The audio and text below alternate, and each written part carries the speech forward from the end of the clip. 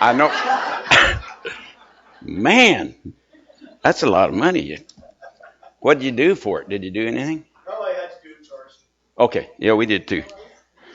I did want to tell you one thing. I thought of it last night and it was kind of funny.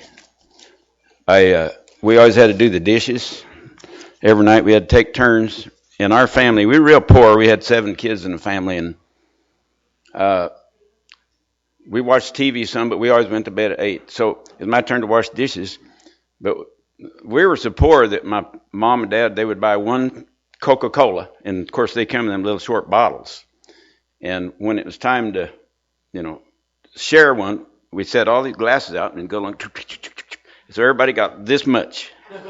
Well, one of the kids wasn't there one day, so there was a little bit left in there, and it was sitting in the ice box. I call it an ice box. And right next to the old ones, they had the freezer unit right up the top there. And I was washing the dishes, and everybody was in there, and I snuck over there, and I opened that door, and my wet hand stuck to that stupid. I had no way to get loose but called for help. You talk about caught, you might say it ain't red-handed, it was like cold-handed. Dead duck. So who was it? Oh, Keith asked me last week. He heard that I was going to talk, and he said, should I wear my cowboy boots or my hip waders today? I said, well, just bring them both. So I may not have this too well organized. I have to look back and look at my notes every once in a while. So when Jeff talked about 1 Peter here a while back, I wanted to talk about that a little bit because I see that some issues with that a little bit that a lot of us don't do. So I asked him if I could speak today about that and then a couple of other things. So I'm going to start out with saying that, all of us, when you're a kid, somebody asks you, what are you going to do when you get, grown? And of course, all the kids say, well, I'm going to be a fireman, I'm going to be a policeman, I'm going to be a nurse, I'm going to be a doctor, or maybe I'm going to be a farmer. And not too many of them pick farmer, but some of them do. Hey, Barbara, when are you going to put that picture up here? Or a cowboy. So you decide you want to be a cowboy. Now, I'm talking about this because I know a little bit about it. That's the best picture I could come up with. So Ace Reed, he knows your cowboys on the right. That's a cowboy. This other guy, he kind of looks like a cowboy, but is he a cowboy? So the thing is, when you say you're something, is that really what you are? You can't just put a sign on you that says, I'm a cowboy. You can't wear just a hat, wear some boots. You're a cowboy. So a cowboy consists of a lot of things. He's got to know how to ride a horse. He's got to know how to cut hay. He's got to know how to sort cows, brand cows, castrate, give shots, fix fence, change sprinklers, spray weeds, butcher a cow, stitch a horse, graft a calf, read a label, know all his grasses, mouth to mouth a calf back to life, or pig back to life. You got to know how to do that. Okay, you even got to know how to fix the wife's washing machine. But if you really are a cowboy, to be a certified, you might say, cowboy, you need to know a lot of stuff. You can't just put on a hat. You can't just put on boots and say, I'm a cowboy. That don't work. And people usually recognize that. And the same thing pertains to being a Christian. You can't just say, I'm a Christian, and check the box. So a lot of folks join the church, they check the box, and they're a Christian. Well, that doesn't mean your bases are covered. Doesn't mean your insurance policy is done. It's once you become a Christian, you have some things that you got to prove it to people. Are you really Christian? Do you show your light when somebody asks you something to do something? Do you help them? Are you looking for ways to help other people? And the Bible talks about helping show that you're really truly a Christian. 1 Peter 4, I might have to read it off of there instead of here. Each of you should use whatever gift you have received to serve others as faithful stewards of God's grace in its various forms. Am I reading it like that says? I might have a different version. If anyone speaks, they should do so as one who speaks with the very words of God. So when you become a Christian, you don't just show to church, join the church, and check the box, because there's more to it than that. There's more to being a cowboy than just getting a hat. More to being a Christian than just checking the box, and your insurance policy is covered. Just in case there is a God and he comes, you don't go, hey, where's that slip? See, I hit that thing. I checked it. Did you not forget? I checked it. Remember I showed up? I don't never go to church or nothing, and I've done a couple of good things in my time, but I'm covered. Ain't I covered? You think Jesus say, well, I don't know. Let me check here. I don't know what you've done here. So you've got to prove to people that you are really a good person that you say you are. There's another scripture, James 1:22. It says, do not merely listen to the word and so deceive yourselves. Do what it says. Anyone who listens to the word but does not do what it says is like someone who looks at his face in a mirror and after looking at himself goes away and immediately forgets what he looks like.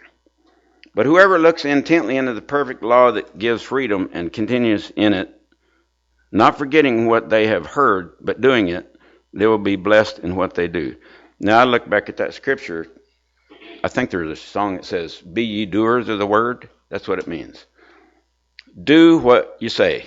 If you're a Christian, show that you are. You're a changed person. Are you really a changed person? Let others see that you walk around and let your light shine. You know, there's a scripture about taking the lampshade off your light. Let it show. Don't be reluctant to be nice to people. Don't be reluctant to let people see the goodness in you. So I want to tell a little story about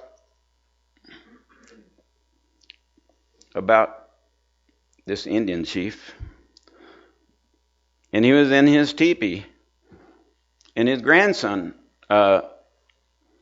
asked him he said, you know, Grandpa said, I see there's some really good people, and then there's some really evil people, and I don't quite understand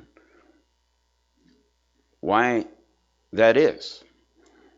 And the grandpa said, well, son, he says, in each one of us, there's wolves fighting. We got a good wolf and we got a bad wolf. And there's a vicious battle between these wolves. And there's only one wolf can win. There's only one wolf can win. The good wolf represents love, kindness, forgiveness, compassion, generosity, and all the good things that we see in people that we like.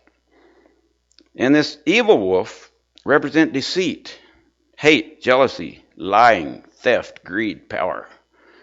And these two wolves are fighting a deadly battle. And there's only one wolf that can survive this. Only one wolf is going to be able to make it through. And that's just the way it is. And some people have the good wolf in them, and some people have the evil wolf. And the grandson said, well, Grandpa, how do I know which wolf will win? He said, well, grandson, the wolf that will win is the one that you feed. So feed the good wolf. We all have that choice to make. You got to feed the good wolf. The good wolf is, we have Satan there, we have God. You have to feed the good wolf because we all have a choice. That's one of the reasons God gave us a choice. Okay, Matthew 22. I got it scribbled over. 37. Oh, you got it. Jesus is asked by some Pharisees, who's an expert in the law. What did I left out some. Anyway, he asked him about the most important commandments. And Jesus said, love the Lord your God with all your heart, with all your soul, and all your mind. This is the greatest and most important commandment. And the second is like it. Love your neighbor as yourself. Now, Jeff reminded me this week, the second didn't say this is second most important. It said the second is like it. In other words, just as important to love your neighbor as yourself.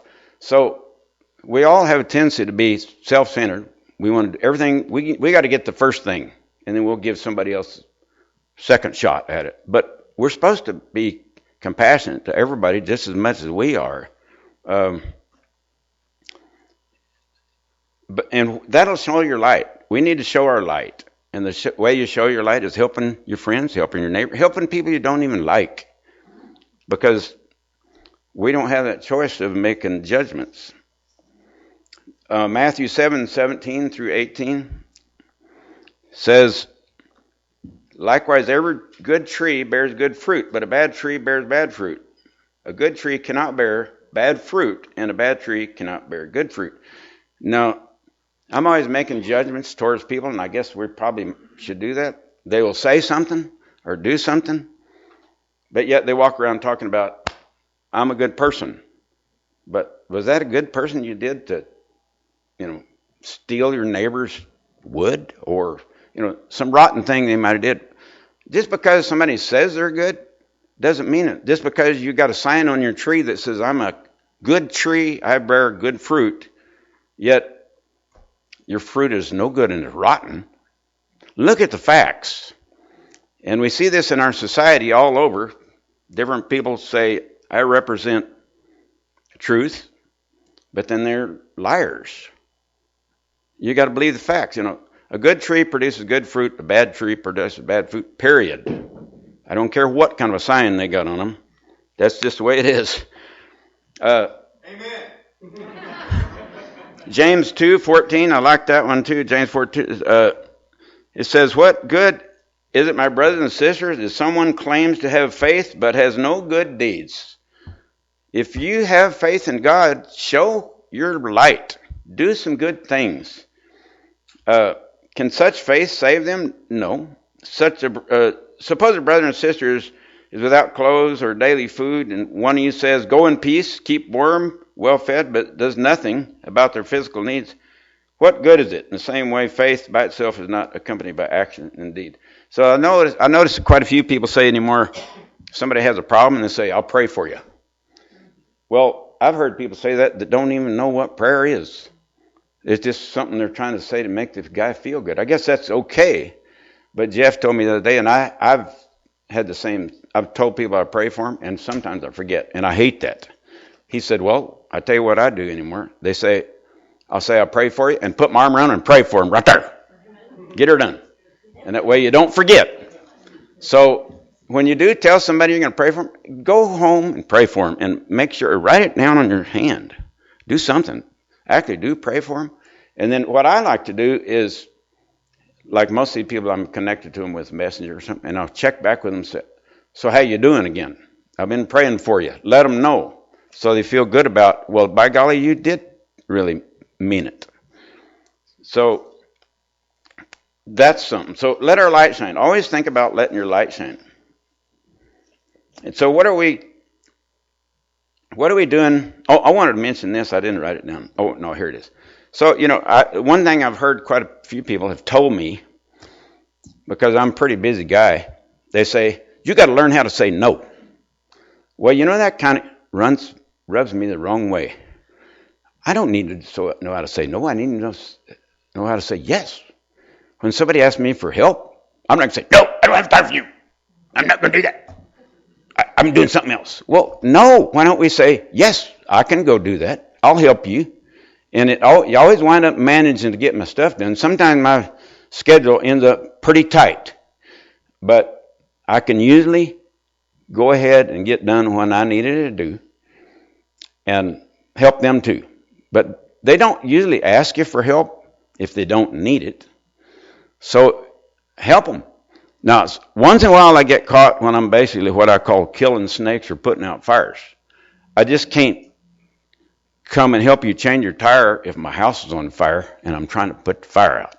I say, okay, I'll be there in a little bit. Let me get this fire out, and I'll be there. But so you got to make some decisions. But don't consider sitting on your porch drinking iced tea is something you got to finish before you come and help them. And one of the things I noticed that God never does, He never has somebody call me for help when I am doing nothing. I mean, usually when somebody wants help, I go, oh my goodness. Couldn't it be at a different time? But I try to keep my mouth shut. I say, oh, wow. Okay, yeah, let me see. Let me figure out how I can do this. And I'm thinking, ugh. I try not to let emotions come out. So usually you go do it. You go do it. But that's the good thing. You got to let your light shine. That's how we let our light shine. God does. And I think the more I do it, the more he tests me. You think, just how far can I push you to where you're going to say no? And I'm thinking, okay, I don't think you're going to push me too far. I'm just going to keep doing it. Maybe he'll give it up and say, you know what, I give up on you. I don't think I'm going to break you. I'm going to go pick on somebody else. That's what I'm hoping he does. Pick on somebody else. I wanted to tell you this. I forgot about this. I'm going to back up a little bit on this cowboy thing. So I had a guy, this is a true story. I had a guy. Well, the Indian one was kind of I'm not sure that's true, but it sounds good. So I know a guy that has a 25-foot aluminum gooseneck trailer, which is every rancher's desire to have a nice aluminum gooseneck. They cost a lot more money than, the one I got is just steel. And when I bought it, it was like $8,000. They're probably about 10 or 12 now. But the aluminum ones, they cost like almost double that. But see, aluminum don't rust or nothing, and they're just kind of cool. They're good. And so this guy has a 25 aluminum gooseneck trailer. He's got a 4-wheel drive pickup. He got a cow dog, and he got a cowboy hat and cowboy boots, and he has one cow. Okay, now he called me once and said, I was wondering to know if you have a lastrator, which is a thing with a rubber band that you can castrate calves with. I said, well, sure. I mean, that's what I do. I do that.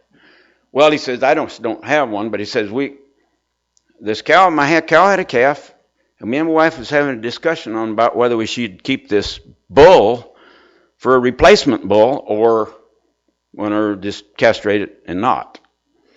And I'm thinking, replacement bull? How many bulls you need for one cow? But anyway, he wanted to know when I could come because I had to drive quite a ways and I had to figure my schedule out so I could go help him. So one day when I chased this calf around all over because it was, what you do when you do this, you want to do the calf the first day when they're born because they're real lethargic and catch them. And Susan, my guardian, she holds the tart, keeps the cow from killing me while I try to, mess with the calf because the cow don't like you messing with their baby. So anyway, this calf was a week old. We had to chase around like crazy. We finally caught it, and the mama was trying to kill us and throwed it down and pitched it up.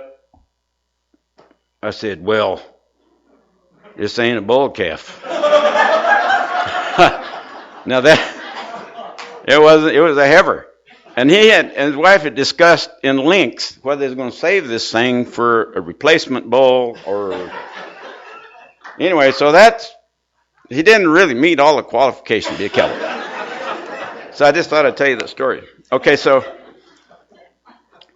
something else that I noticed a few years ago was I used to read the paper quite a bit, and I see an obituary about one of the local people that died, and they lived here for 30, 40 years, and I read about what they did, and I didn't even recognize the person's name. In this town, when we moved here about 30-something years ago, we knew kind of most everybody in town pretty much, and I see this guy's name, and he had lived here for like umpteen years, and I never heard of his name, and then it talked about what he did and stuff.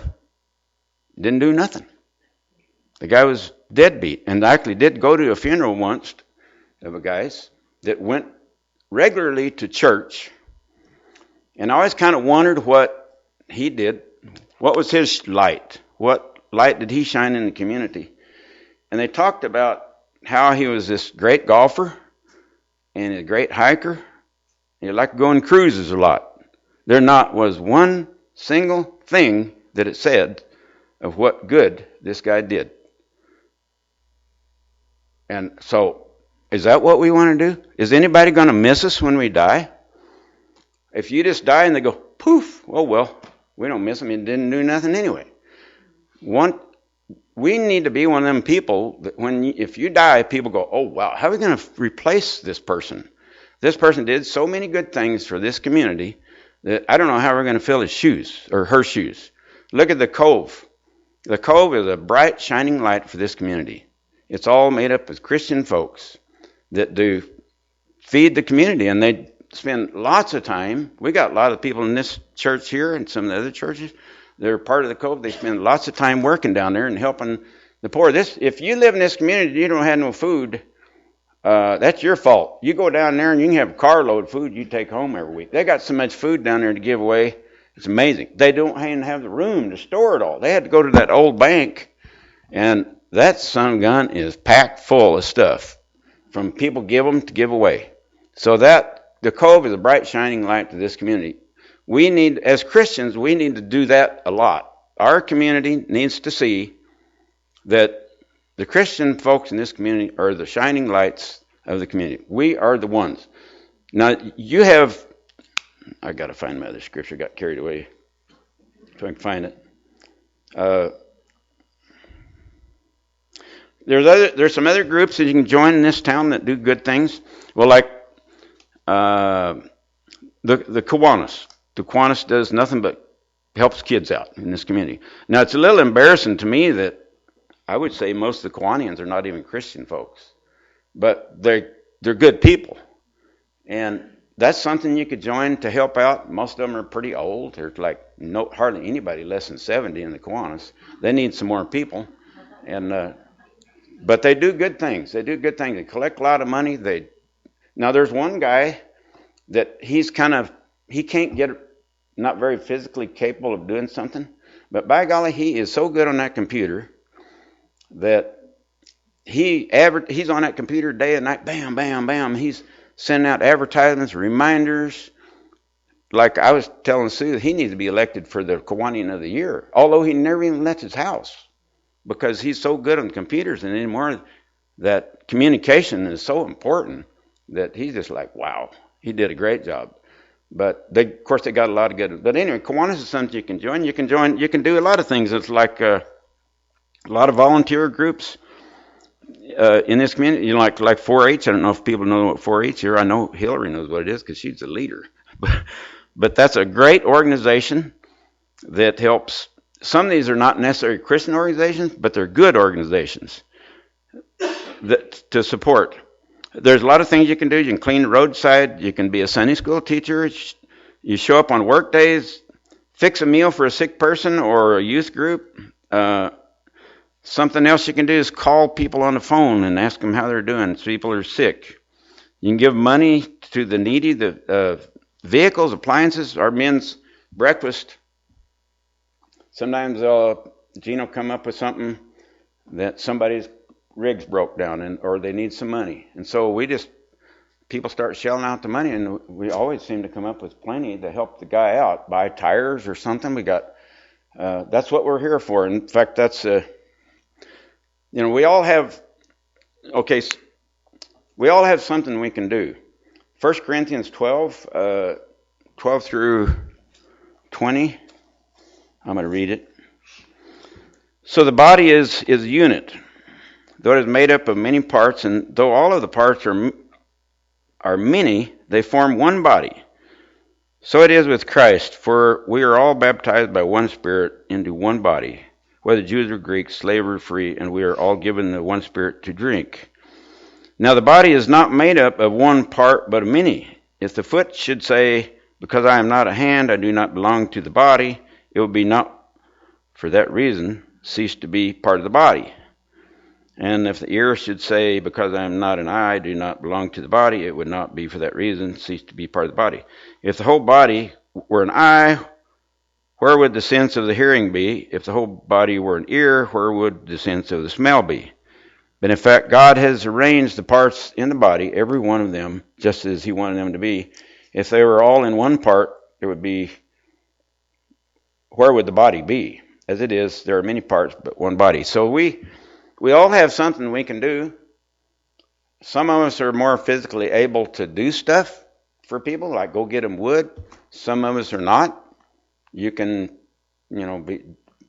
do stuff on the phone, call people, thank them for doing stuff. One of the most important sermons that Jeff gave that I remember was when he first came several years ago. He talked about giving people compliments.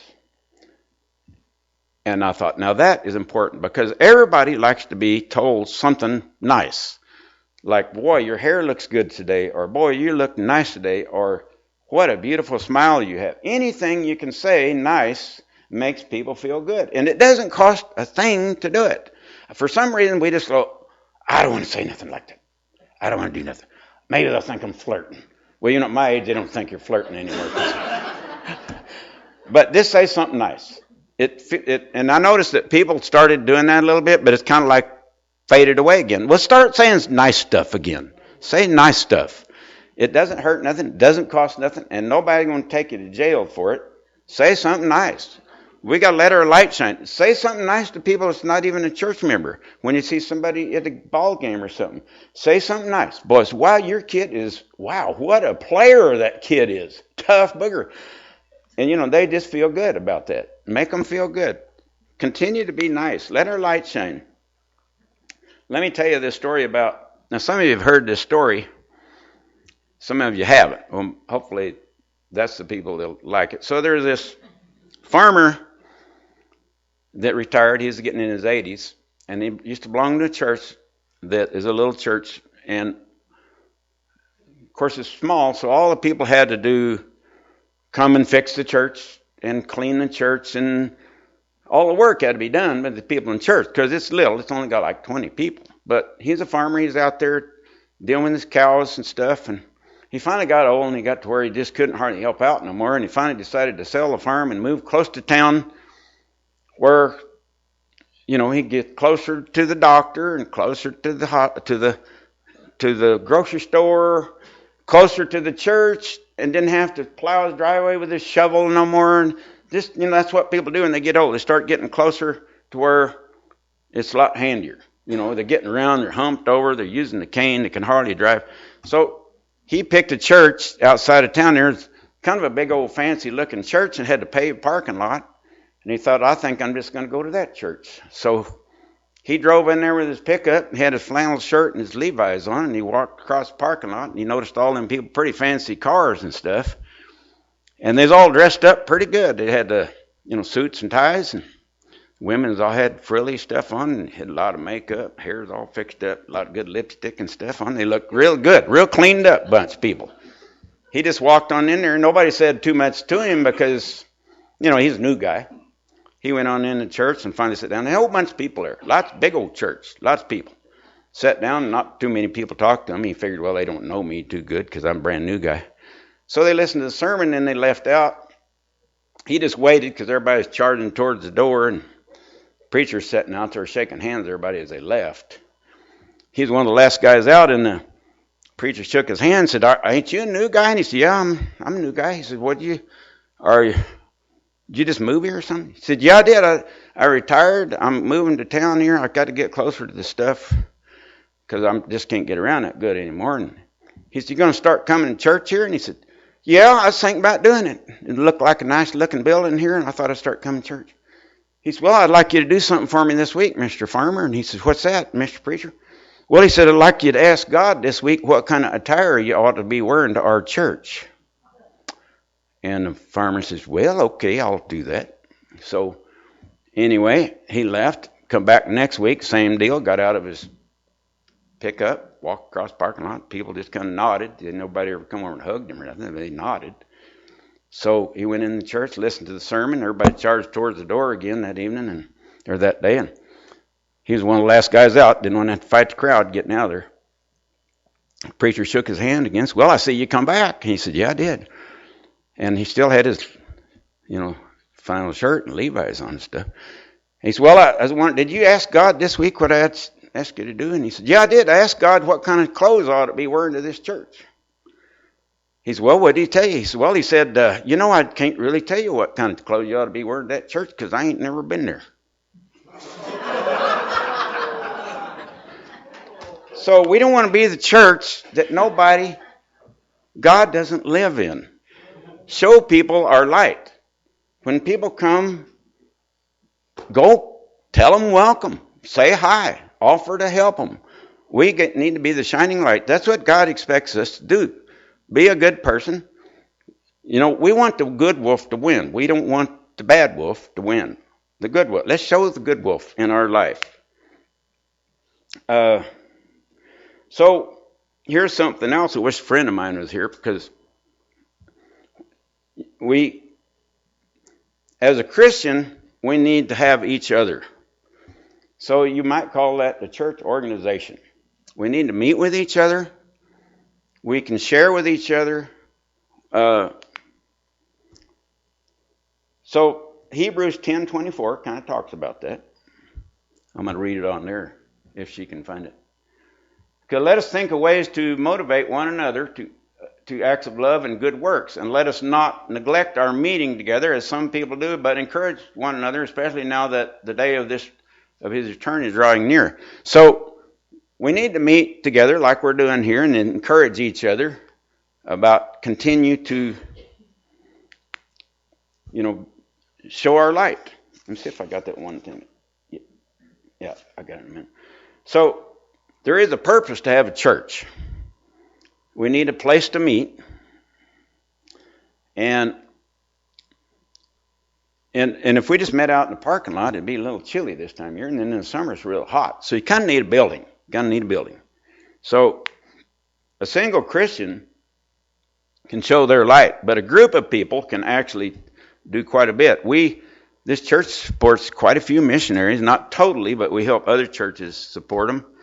We help Mike lose one. We got some other people that we help, but we can't hardly do it by ourselves, because if somebody sends them $100, that's $100. But if we get 10 people in church to send them $100, that's $1,000. That's way better help. As a group, we can help a lot of people. So we need to be an organization, a group that we can get together and we can help other people.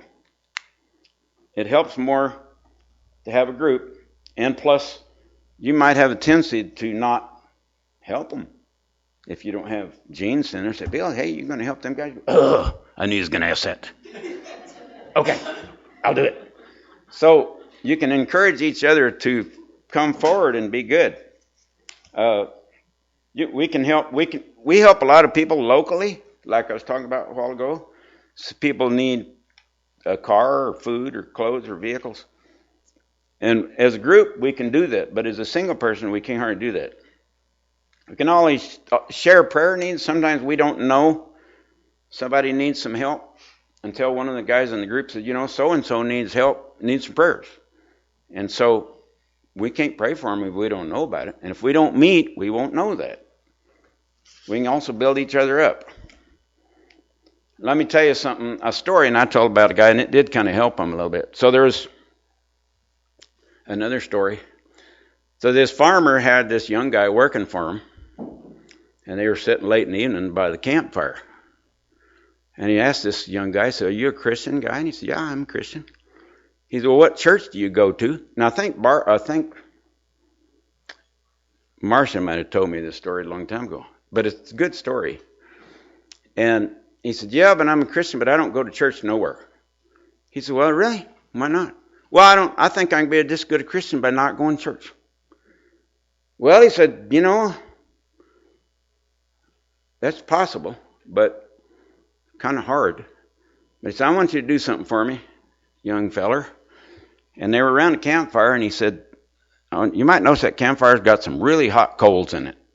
I want you to reach in there with a stick, and I want you to drag that hottest coal over here. And so the guy got a stick, and he dragged the hottest coal over here on the ground. And he said, now what happened to that coal? Well, it kind of went out. He said, that's right. If you're not with your other brothers and sisters frequently, your fire is going to go out. You're not going to be a very strong Christian.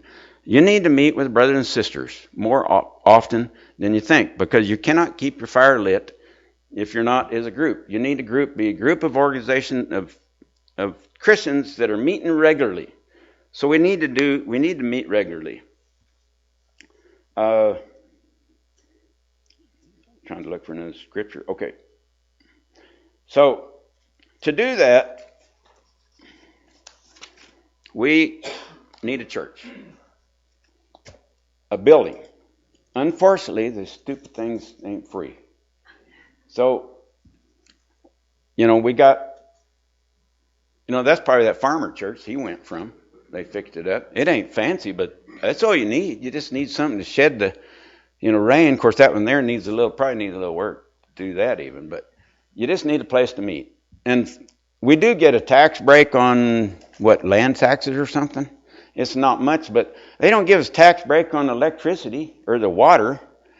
And, and so a bigger organization has to have somebody that's kind of controlling, operating this thing. So we'll hire a preacher and maybe a secretary to keep it organized, keep reminding people, keep coming back to church, make the bulletin, pay the bills, all the stuff they got to do. And then, being we're all a bunch of lazy buggers, we expect them to give the service every Sunday. So to do that, they can't have another job. So we got a guy that we have to pay. To do that, it takes money. And so unfortunately, you have to have money to operate this whole thing. Let me go back here see if I missed a scripture. Okay. So on 2 Corinthians 9:7, you got that one, Barbara? So you must each decide in your heart how much to give, and don't give reluctantly or in response to pressure, for God loves a person who gives cheerfully. So it has a lot of scripture about giving to the church. Another one is Malachi 3:8-10. Will a mere mortal rob God? Yet you rob me, but you ask, are we robbing you? In tithes and offerings you are under a curse, your whole nation, because you are robbing me. He's talking about Israelites, I guess. Bring the whole tithe into the storehouse, that there may be food in my house. Test me in this, the Lord Almighty, and see if I will not throw open the floodgates of heaven and pour out so much blessing that you will not be room enough to store it. Also, Proverbs 3:9 says, honor the Lord with your wealth, with your first fruits of your crops. And he said, Luke 6, give it, and it will be given to you, a good measure, pressed down, shaken together, running over, and it will be poured into your lap. And then 2 Corinthians, did I already say that? Yeah, I did that one. So 2 Corinthians 9:6 says, whoever sows sparingly will reap sparingly. Now I'm going to talk about what me and Sue have done when we start. I don't like to boast about things that we did, but I don't know how to tell you except to tell you what we've done. Neither one of us, I don't know, I always kind of felt like these guys that were a scoundrel for 30 years, they rob banks, they shoot people, and then they were saved.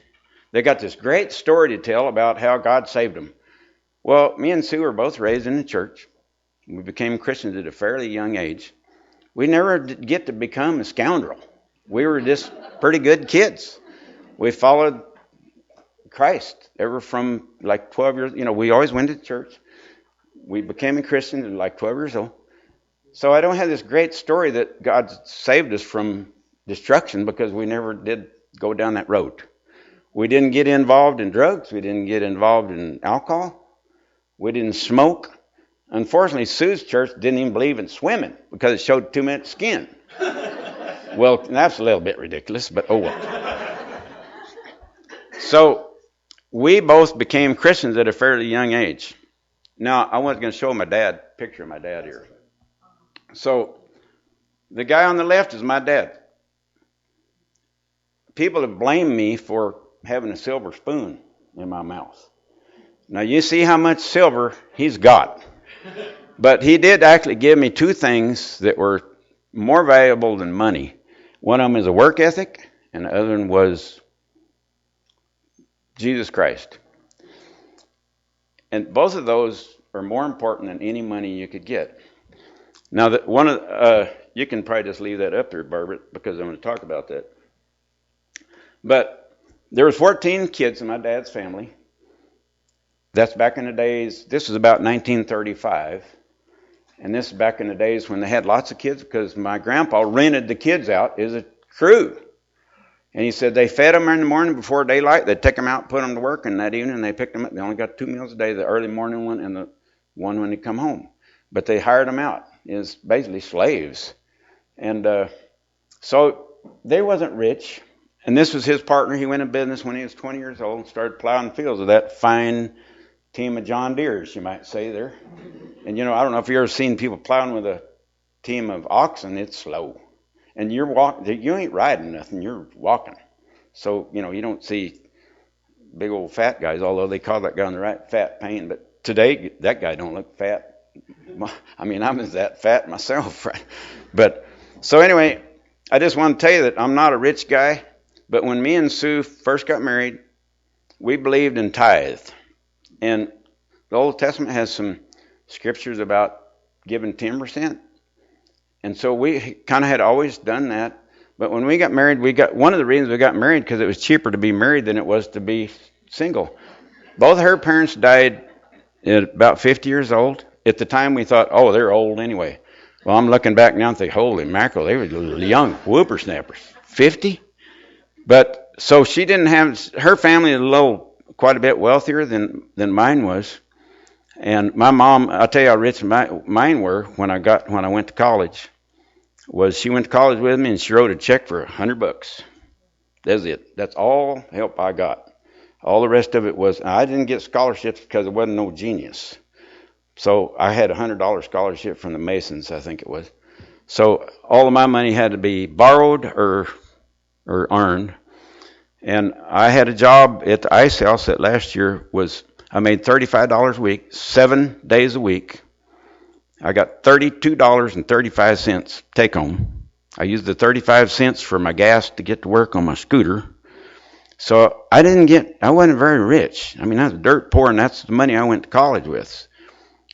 But when we got married, we always tithed. We give 10% of our money. And there's 2 scriptures in there that talk about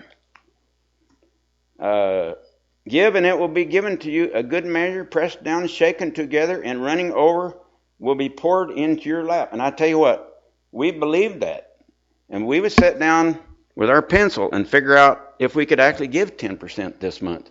We were living on, when in college, we were living on $6 a week for food.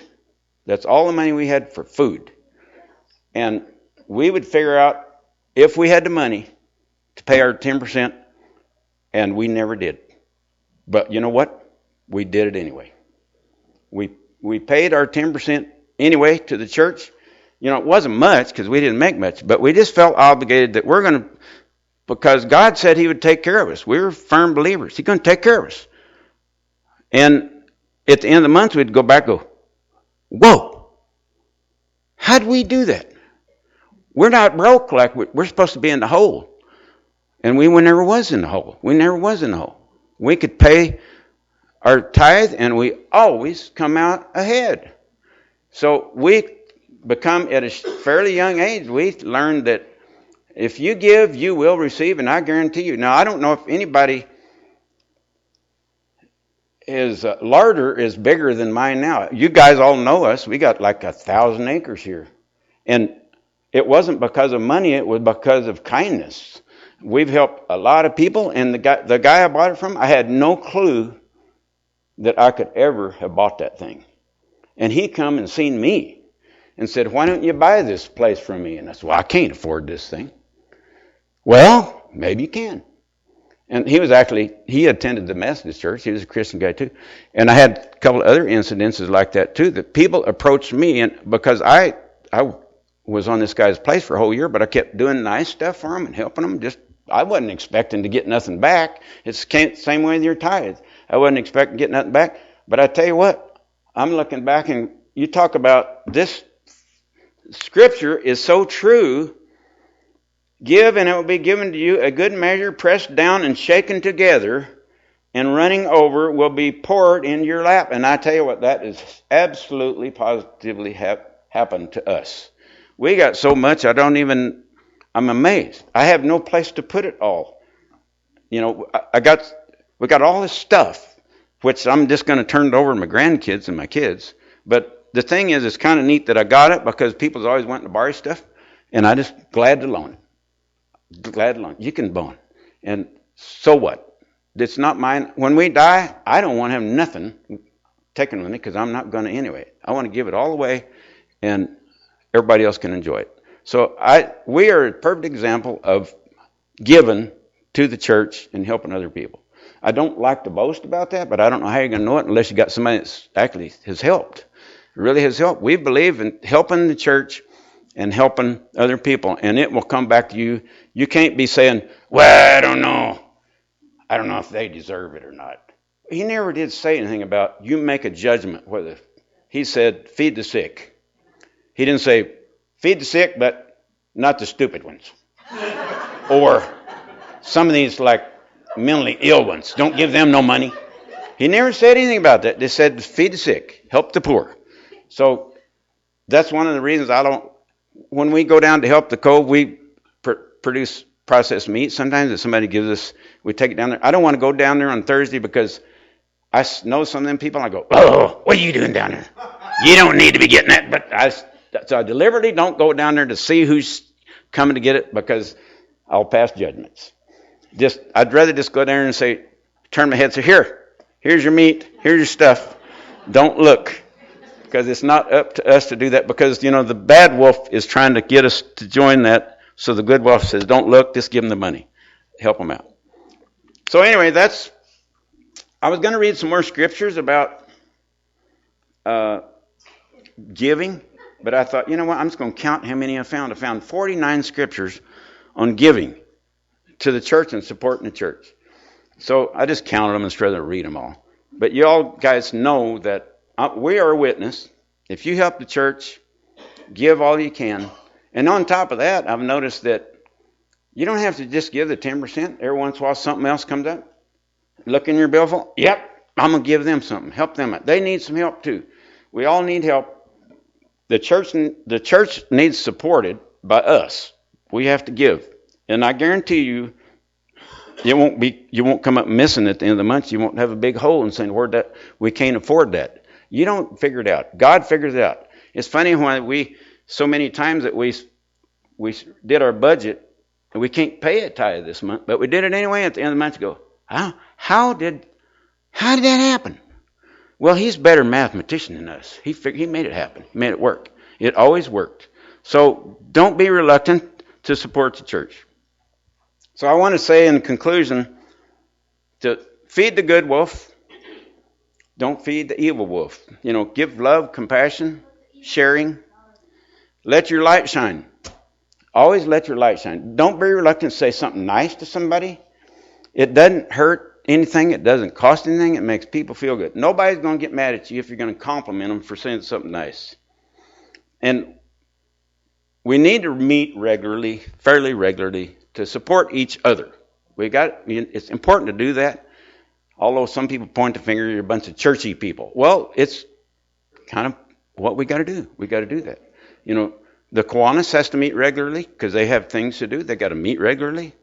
The Cove meets every week. Of course, I don't know if they have other meetings, but they have to meet. Any group that's successful has to meet and discuss things. So don't neglect supporting the church and supporting each other. Also, I want to mention that if any of you people ever get hungry or need some help, call me and I won't say no. Okay? All right, let's have a prayer. Thank you, God, for bringing us here together today, and I pray that some of these things I said will help folks out and encourage them. And thank you for this nice weather we're having and the moisture we're getting for the winter. Take us all home safely today, and thank you for all the many blessings you give all of us. These things, that's in Jesus' name, amen.